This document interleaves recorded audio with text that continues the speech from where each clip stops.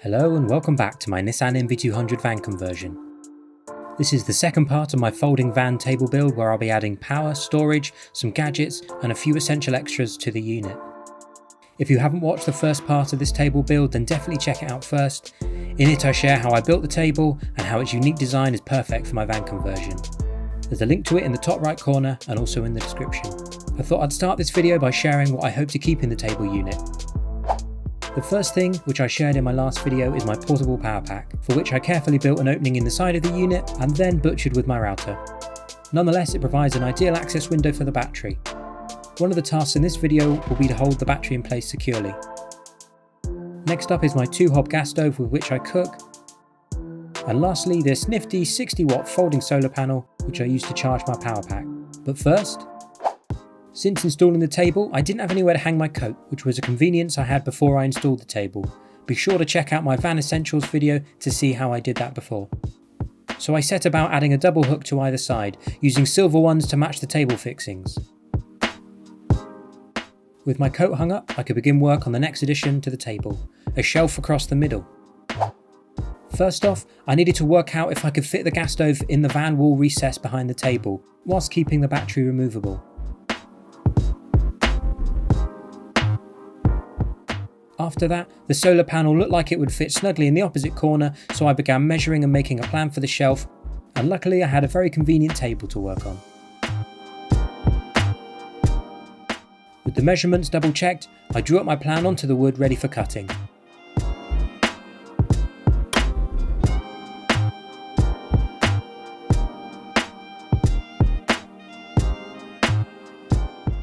The next day I cut the shelf to length and width, and then used a jigsaw to cut out the back corners and centre to match the contours of the van wall, and it ended up looking a little like this.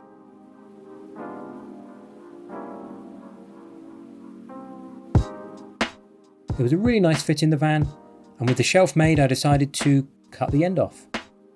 Now this isn't a moment of madness, but a way for me to account for the fact that the solar panel is longer than the width of the gas stove, so while the gas stove will fit really well, the solar panel won't. Hopefully my design will become clear shortly. I took the end I had just cut off and drilled some pocket holes into the edge, then attached these to another piece of wood at 90 degrees, and then took this right angle piece and screwed it back onto the original shelf. To get the strongest fixing, I screwed in from the top, recessing the screws to hide their heads, and I then plugged the recesses with dowels. In preparation for when I would install the shelf in the table unit, I drilled some more pocket holes into the underside of the shelf and then used a wood bit to carve 2 holes straight through the shelf, which I then rounded with some sanding. Be sure to stick around until the end to find out what the holes are for. But before installing the shelf, I needed to take care of the battery while I still had the space to work. Battery movement when I'm driving has been a bit of a concern for me, so I needed to find a way to hold it in place at the opening of the table while still being able to remove it when needed. My idea was to create a simple holder around the battery. I began by measuring the battery and surrounding area and cut a couple of bits of scrap wood to make a rough prototype. I've kept the pieces of wood thin because I don't want to obstruct the fans of the battery, but also because the shelf will be fixed just above it and I want to retain space to get my hand in to lift the battery out.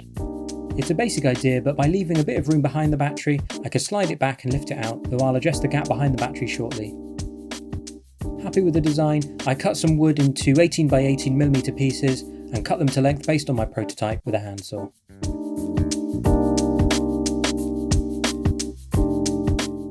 I sanded them down to give them a nice finish and could then begin installing them in the table permanently. I wanted to hide any fixings and decided the best way to do this was to screw them in from underneath, as this is low enough to rarely be seen. Once I had worked out where the wood would sit, I drilled pilot holes from above and then drilled recesses with a 12mm wood bit from below.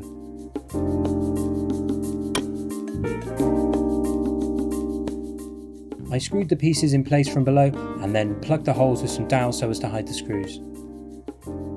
While I finish this, please take a moment to subscribe to my channel. Finally, to stop the battery sliding backwards, I made this small block which would sit behind the battery to keep it in place. Super basic, but it does the trick. And before I go any further, I want to share how I dealt with the exposed ends of the table support wires that I had cut to length in the previous table video. I purchased these plastic end caps as I didn't like the idea of having sharp wire sticking out near my hands, and these push on the ends and really neaten them up. I added a dab of super glue to hold them in place permanently.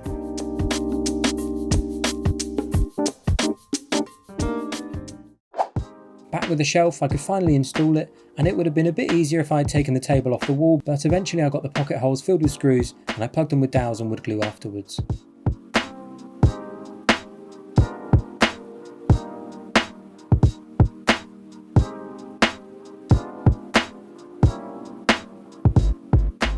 With the glue dry, I could sand the protruding dowels flat and give the areas I had worked on a final sand before coating with a polyurethane varnish for protection and to match the rest of the table. But the story of the table doesn't end here. There were still a few more tweaks I wanted to make before I was done. The first was to swap out the screws which I had used for the eye plates, which hold the wires and thus all of the weight that I put on the table. I previously used some old rusty ones that I had lying around and wanted to use some new stainless steel ones instead. And I also took the opportunity, while I had the screws out, to add a dab of epoxy to each of the screw holes, as well as on the base of the eye plate, just to hold everything firmly in place. Having put coat hooks above where the sockets of the battery would be exposed, the last thing I wanted to do was to get rainwater from a coat into the battery elements, so I decided to add a door to cover the battery. I started by cutting a piece to 15 by 12 centimeters, which would completely cover the opening, and then I curved the edges and rounded the corners with some sanding as I didn't have access to a router. After that I applied some varnish so it would match the table. I'll be opening it from the left side so as to have full access to the sockets while in the van, and I used a small flush hinge to attach the door as it keeps the door's profile low.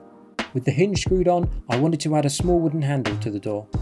To create this, I epoxied a bolt head into a recess in a piece of wood, trimmed the wood down, thinned the wood, in fact a little too much as you'll soon see, sanded down the corners, and tightened the bolt in my drill to provide a poor man's lathe to turn the handle. I kept changing the grit of the sandpaper until it was smooth. To attach the handle to the door, I recessed a bolt in the backside and could screw the bolt in for a tight fit. And that dot you can see is where I thinned the handle a little bit too much, and you can just see the head of the bolt poking through. And then I could attach the door to the table and glue on a couple of magnets to hold the door closed. Whilst it definitely isn't the sleekest of doors, it's functional and will do for now. I should have considered building in a door when designing the table, but I can always revisit it later and try a different design. I had now completed all my main additions to the table, so could finally reinstall it in the van. Remember the two holes I drilled in the shelf? They fit the dials from the gas stove, so that it wedges itself in place. I could add the battery and solar panel too, and I also took the opportunity to secure the ends of my ceiling fairy lights to the top shelf of the table, keeping the USB close to my battery.